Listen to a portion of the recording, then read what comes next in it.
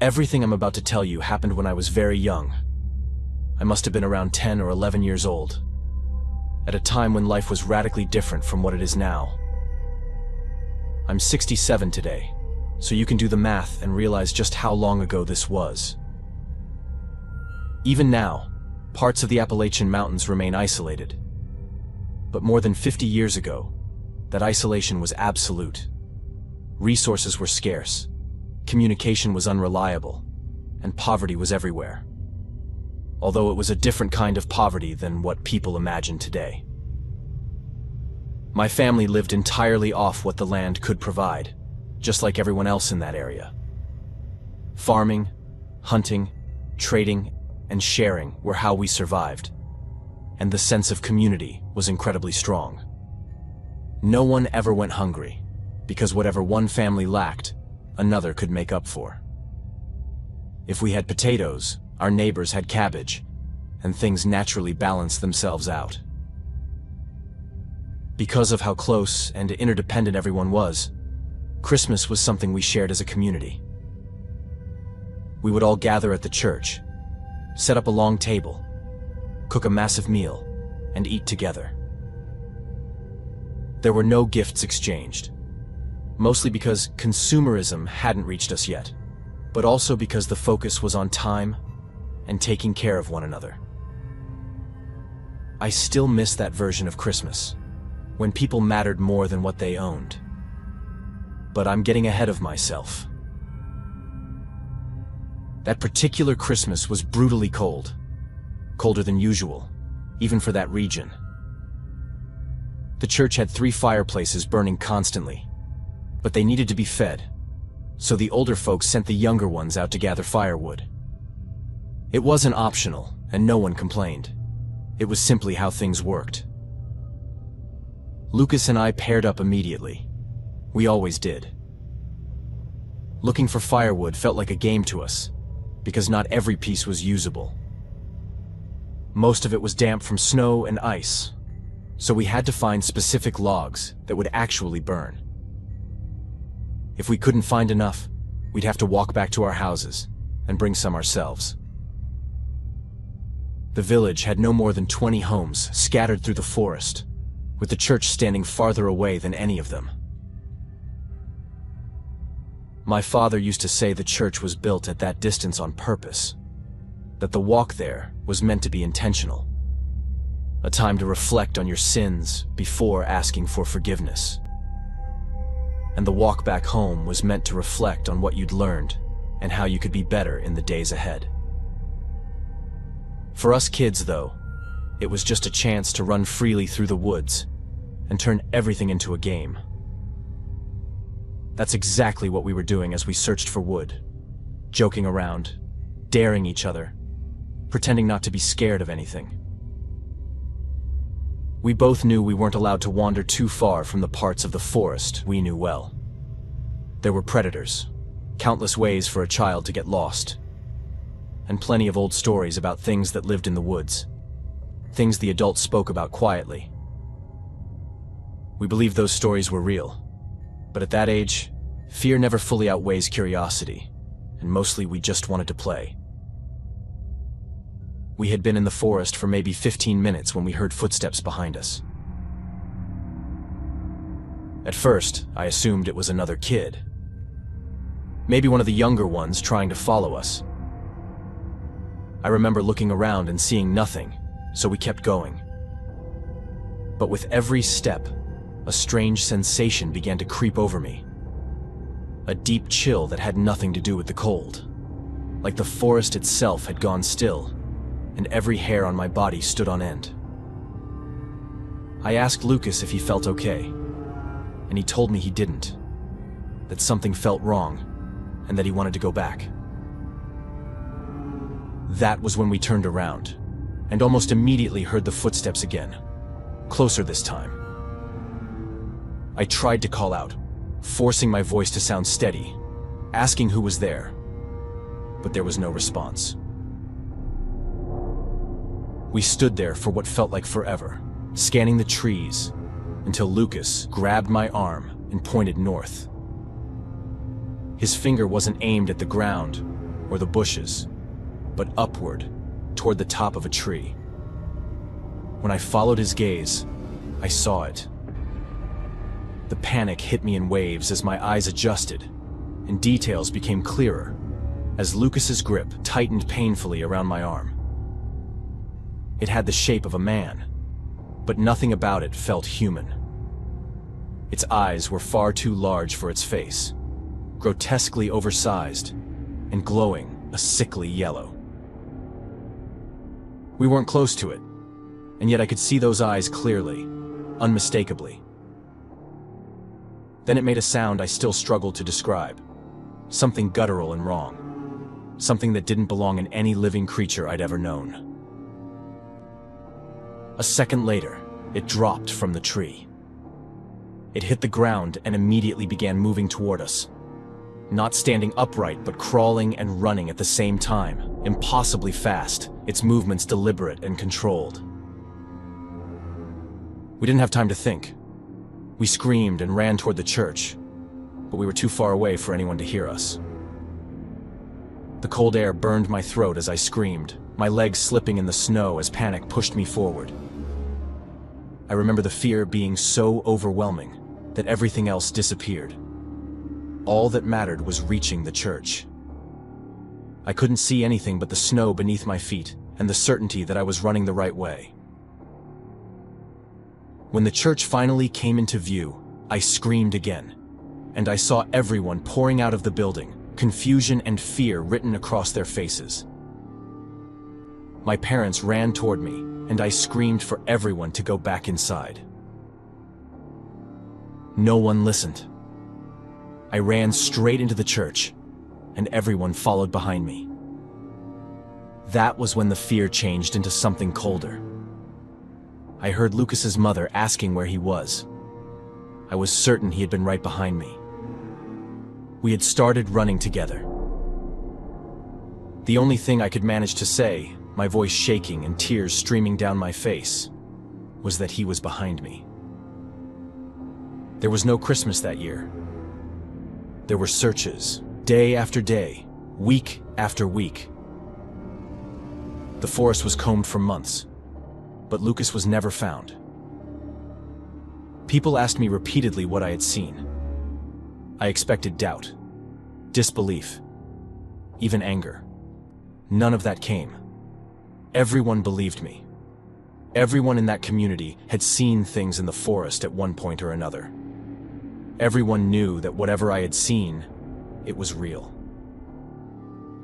I never saw Lucas again, and I never saw the thing that took him. I still live in the same area, though now only 2 families remain. Everyone else moved to nearby towns years ago. Over time, other children went missing in those woods. For a while I tried to understand it, tried to look into it, but eventually I stopped. It was like reopening a wound that never healed. Since then, Christmas has never been the same. What used to be a shared celebration became a reminder of the day I lost my best friend, someone who was more like a brother to me than anything else. And no matter how many years pass, that memory still walks those woods with me. I didn't realize how vulnerable I'd gotten in the winter of 2020 until everything came crashing down in one night. And I think that's important to say up front because Christmas has a way of making loneliness louder. Especially in places like the Appalachian Mountains, where winter strips everything down to bare trees, frozen ground, and silence that feels heavier than it should. Neither of us had much family to go back to, not in the traditional sense. So spending Christmas together felt less like a celebration, and more like a mutual agreement not to be alone. His house sat at the very end of a narrow road, the last one before the pavement gave way to forest. No streetlights, no nearby neighbors. The kind of place where night arrives early and stays absolute. Back then, I was in a bad place. Emotionally wrecked, isolated, trying to convince myself I was fine. When you're in that state, you don't recognize danger the same way. You confuse attention for safety. You confuse charm for sincerity. And honestly, that's probably how I let Evan into my life so fast. I met him through a coworker at some boring gathering I didn't even want to attend. He stood out because he wasn't loud or trying to impress anyone. He just seemed grounded, steady. Someone who could look at you without scanning for flaws. I needed that more than I admitted. So we started meeting up casually. Small restaurants, walks around town, late-night talks in his car. He was relaxed, thoughtful, and soft-spoken. Everything about him felt predictable. That's what made me comfortable enough to let my guard down.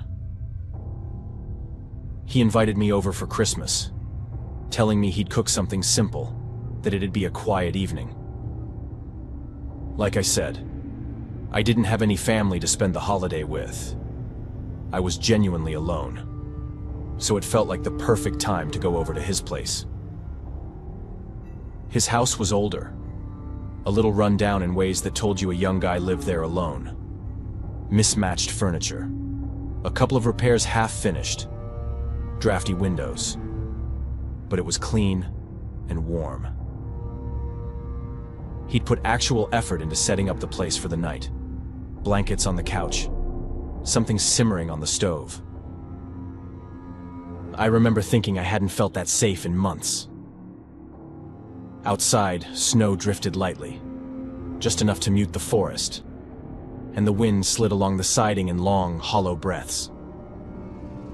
Christmas lights glowed faintly in one window, not festive so much as deliberate, like proof that someone was supposed to be there. The house felt cut off from the world in a way that felt comforting at first, like nothing bad could reach us through all the distance. We ate, talked about stupid things, watched part of a movie, and eventually ended up stretched out on the couch. At some point, I drifted off. I've always been like that with movies. I'd watch a bit and then fall asleep. It couldn't have been much later than 2 in the morning. The last thing I remember was the sound of the wind against the siding and the weight of a blanket over my legs. The next thing I remember was the sound of wood splintering. It wasn't subtle. It was the kind of sound you feel in your bones. Sharp, violent, followed by the heavy thud of something hitting the floor. I jerked awake instantly. For a second, I was stuck between dreaming and consciousness. Then, another crack came from somewhere near the front door, followed by fast, heavy footsteps entering the house. There's a certain tone a person has when they're moving through a space they don't fear. Whoever was inside walked like they owned the place. Evan shot upright beside me. The way he reacted was strange. Not confused or panicked, just instantly alert, like someone who had been expecting something. While I was trying to make sense of what I was hearing, voices filled the house. Not talking, but shouting. Men's voices, rough and angry, calling out both our names like they were hunting us. Hearing your name screamed by strangers in the dark does something to your stomach. It knocks the air out of you. And if you're a woman in a situation like that, you know the fear runs far deeper than anything else. I felt Evan grab my wrist. His grip was hard, almost too hard, and he pulled me toward the hallway. I didn't understand what was happening, but I followed him because I didn't have time to think. We moved fast through the narrow hallway, and that's when I saw it. A reinforced steel door at the end, half hidden by a shelf. He yanked it open without hesitation and pushed me inside. The safe room was small and cold. Bare concrete walls, a single dim light overhead. Shelves stocked with water and canned food, a portable radio, a first aid kit.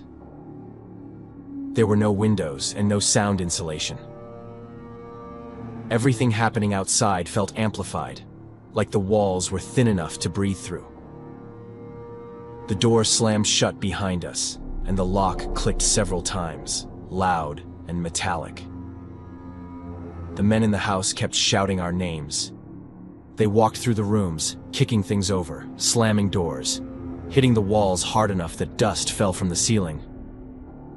Their voices bounced through the house, getting closer and angrier. At first, it sounded like they were talking to each other about what they were going to do if they found us. Threats that made my hands shake uncontrollably. I couldn't breathe right. My legs felt weak. I kept imagining the door caving in. Everything happened so fast that I could barely process what was going on. All I knew was that there were men inside the house besides the two of us. They knew exactly who we were, and they clearly intended to hurt us. At that point, dying wasn't even my biggest fear anymore. Evan took my hand and told me not to worry, that he was ready to deal with them if it came to that.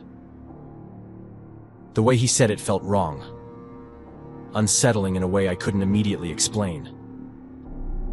Like I already knew he was lying, and that there was more going on than he was letting on. I asked if we had any way to defend ourselves, and he said yes, that he had a cabinet where he kept weapons. The fact that he used the plural struck me as strange, but I told him to go get them while I pressed my ear to the wall, trying to understand what was happening outside. I knew that if I wanted to survive, I had to think clearly and act intelligently. So I pressed my ear to the steel, trying to understand their movements, and that was when something felt off for the second time. Their tone shifted occasionally. Not always rage, not always aggression. Sometimes it dipped into something almost casual, familiar, like they weren't strangers at all. They knew the layout of the house too well. They made comments about specific rooms, specific objects, even joked about Evan's terrible taste in decor. I froze. There was no way they knew those details unless they'd been there before, or unless they knew Evan. I glanced back and saw that Evan was still focused on the cabinet, opening it and going through the weapons. I turned my attention back to what was happening in the house, and trying to make sense of the voices and movement outside. And then it got worse. They used a nickname for him.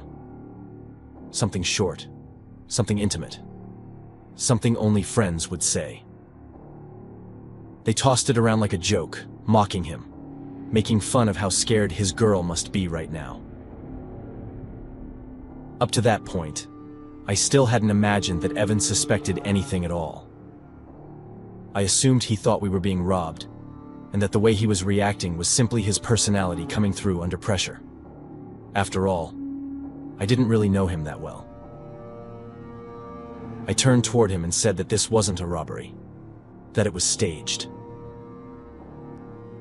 When he asked how I'd figured it out, with the corner of his mouth lifting into a smile, I felt sick. That was the first moment I truly understood that he knew everything. This wasn't a prank his friends were pulling on us. It was something he had set up for me, or maybe something even worse. At that point, I had no idea who the person locked in that room with me really was, or who the people outside actually were.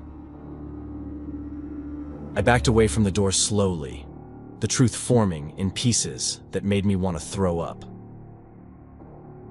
I asked him if he was going to hurt me, and his answer was that it depended on how I behaved next. I didn't know exactly what that meant, but I understood immediately that it was a threat. Without thinking, I lunged at him and grabbed the weapon he was holding. I must have caught him off guard, because he stumbled, and we both went down hard on the floor. I managed to wrestle the gun out of his hands and struck him across the head with it, knocking him unconscious. Then, as calmly as I could manage, I opened the door and ran for the front of the house. I didn't look back. I kept running until I was deep among the trees and absolutely sure no one was coming after me. I spent the entire night there, frozen in place, not daring to move. At one point, I heard Evan shouting something about searching for me, saying I couldn't have gone far. His voice carried an aggressive, menacing edge. Only when morning came did I leave my hiding place and walk until I reached a small grocery store, where I called the police. But the town Evan lived in was tiny, and it never occurred to me that the police might know him personally, and essentially tell me to my face that I was lying. I didn't have the strength to argue. I just asked to use the phone and called my best friend to come get me. Thankfully, I had never told Evan where I lived, and I never saw him again. But that night permanently shattered my trust in people. And Christmas, which already carried a bitter edge for me, now tastes completely sour. It was Christmas night in the Blue Ridge Mountains, and I was alone in my house by choice more than by circumstance, which already says something about where my head was at back then.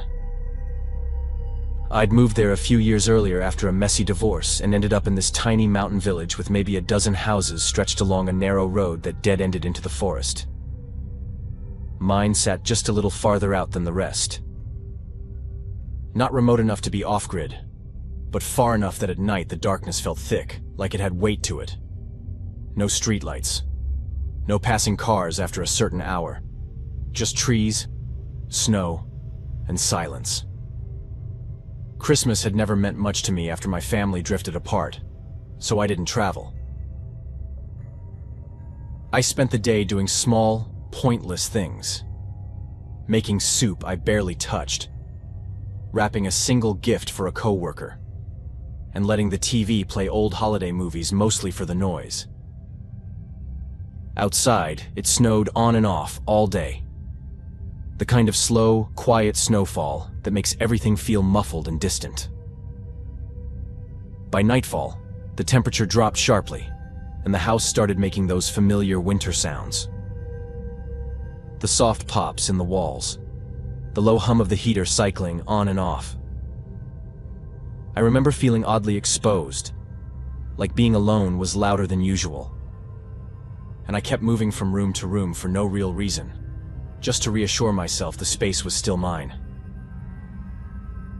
I'm not entirely sure why I felt that way. Maybe it was the melancholy of past Christmases, or maybe it was the certainty that even though I was alone all year, that night felt different. Sometime after 10, I noticed the power flicker, then settle back in, and I told myself it was nothing, because out there it usually was. I turned off the TV not long after, and that's when the silence really set in. The kind where you can hear your own breathing. That was when I realized there was another sound layered into it. At first, I thought it was the wind moving through the trees, but it had rhythm to it, a deliberate cadence. Crunch, pause, crunch, pause. Slow and steady. Maybe they were footsteps. For several long seconds, I couldn't quite make out what I was seeing, but they really did look like footsteps. I stood near the window without turning on the light and tried to see past my own reflection. The snow made everything brighter than it should have been. And that's when I saw the shape moving along the edge of my property. One person. No flashlight, no phone glow.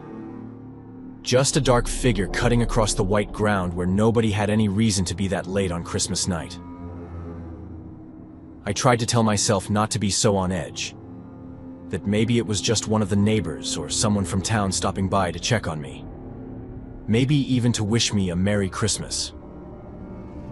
As you can tell, my state of mind had a real dark shadow hanging over it. I wasn't myself that year at all, and that night in particular, I was genuinely worn down to nothing, and every sound and every sensation felt amplified, like my nerves were exposed.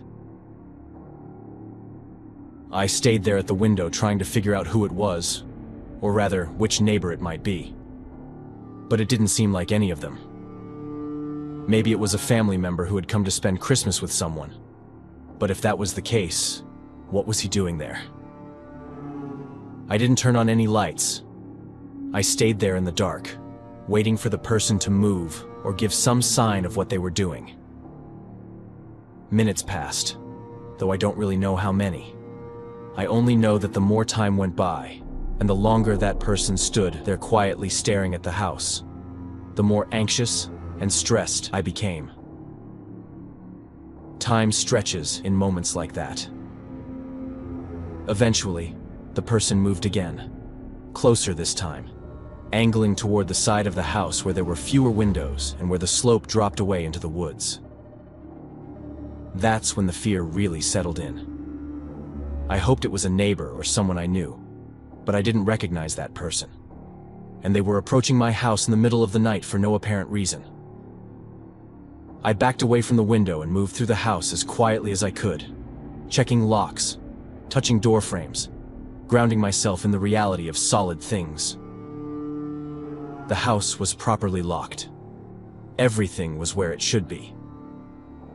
Still, I felt uneasy in a way I hadn't felt in a very long time. The sound of footsteps came again, closer now, right beneath the window on the far side of the living room, the only room where there was light coming from the Christmas tree. I was tucked into a corner, avoiding being seen. In that moment, I made a mental decision to replace the windows someday. They stood there for a long time, not moving at all, and that stillness was worse than pacing because it felt intentional, like they were waiting for a reaction or something else. At some point, he moved again, and I realized he was circling the house slowly and methodically. When he reached the back door, I heard the handle move just slightly. Not forced, not yanked, just tested. That was too much. There was no doubt that this man was trying to get into my house. He probably thought I wasn't home, so I decided I needed to show him I was there. I was absolutely certain that the moment he saw the lights turn on, he would run. I turned on the light and ended up face to face with him. It was the most terrifying feeling of my life. Putting a face to the person who was trying to break into my home and being separated only by a pane of glass was horrifying. We stared at each other for what was probably only a second before he reacted, and nothing could have prepared me for it. His face twisted into rage. He started screaming and throwing himself against the windows, pounding on the door with a violence that made me believe that if he truly wanted to, he could get inside. I ran toward the area where my phone was and called 911. The operator was incredible, giving me instructions and asking if there was a safer area of the house where I could hide. I could still hear the man's enraged screams and the pounding against the house. My phone showed another incoming call. It was my closest neighbor. He could probably hear the screaming from his house. But the operator told me not to hang up and to stay on the line until the police arrived. There were moments when the noise stopped completely, and I couldn't tell if he had managed to get inside. Then the screaming and the banging against the door would start again. It only truly stopped when, in the distance, I heard police sirens. They had taken a while, but they came. I only left the place where I was hiding when the operator told me it was safe and that the police were there. Other than footprints leading toward the forest behind my house and my description of the man, there was nothing else. I spent the rest of that night and the following night at my neighbor's house. After that, I installed cameras and a security system. I also reinforced some locks and windows, but I never had any more problems. To this day, no one knows who that man was, how he ended up in the middle of nowhere, or what he wanted. All I know is that it was absolutely terrifying to see someone that out of control, not knowing whether they intended to hurt you.